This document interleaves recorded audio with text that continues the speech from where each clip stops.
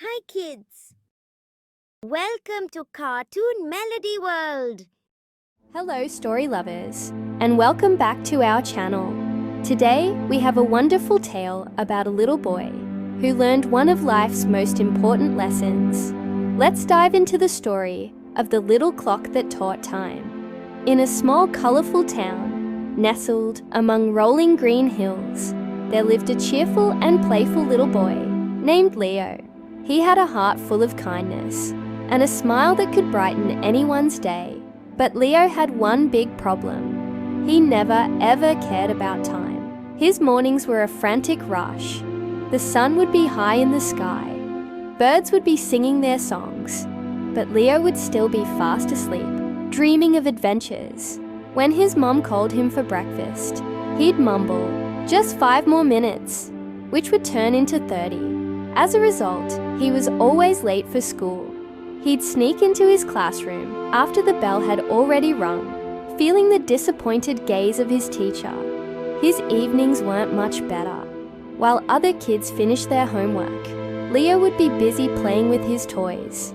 When his dad reminded him, he'd say, "I'll do it later," but later always came too late. He would scribble down his answers just before bedtime, too tired to think clearly.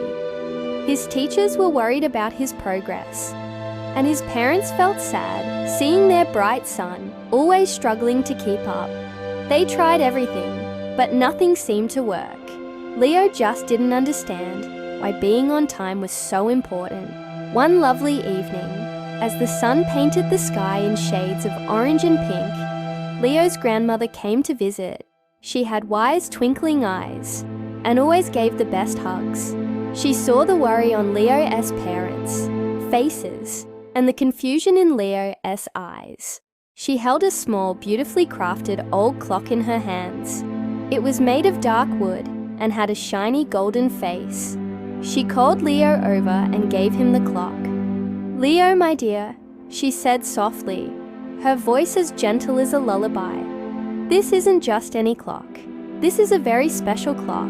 If you listen to it carefully, it will teach you something incredibly important." Leo, who loved gifts, smiled brightly. He thanked his grandmother, took the clock, and placed it on the nightstand right next to his bed, curious about its secret.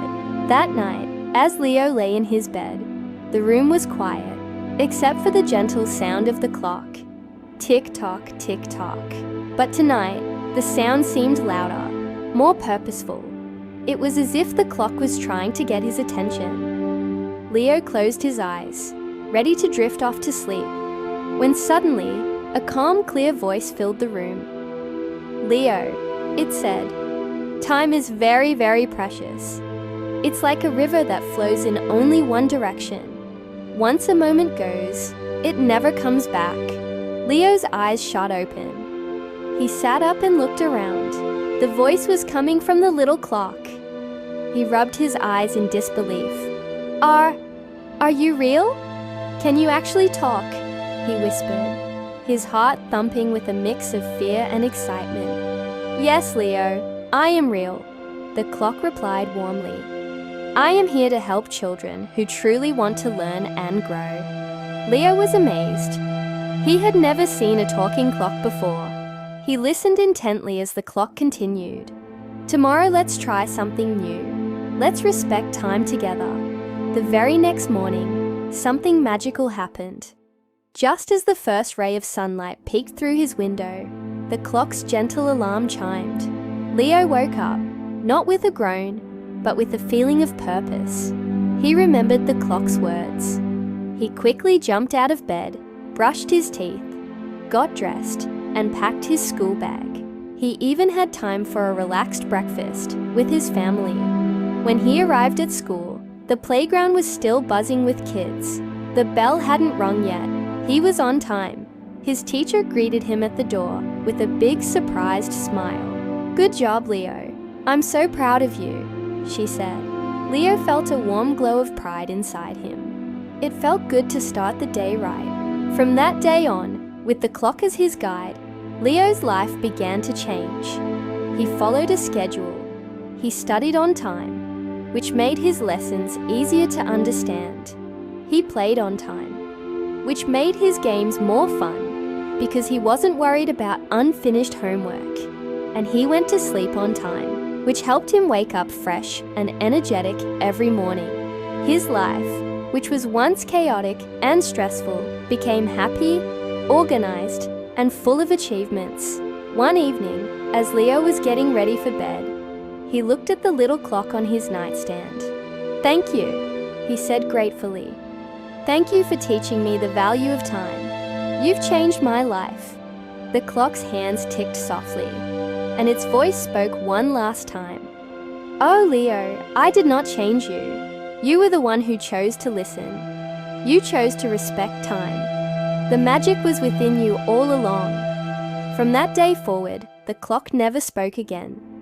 It went back to being a normal, quiet clock. But Leo never forgot its lesson. He grew up to be a successful and happy person, always remembering that time is the most precious gift we have.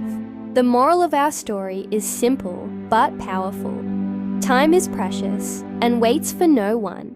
Developing good habits, like being punctual, is a key to success and happiness. When we respect time, our lives become more organized, less stressful, and so much better. Thank you for listening to our story today. If you enjoyed it, don't forget to like, share, and subscribe for more tales that warm the heart and teach us valuable lessons. See you next time.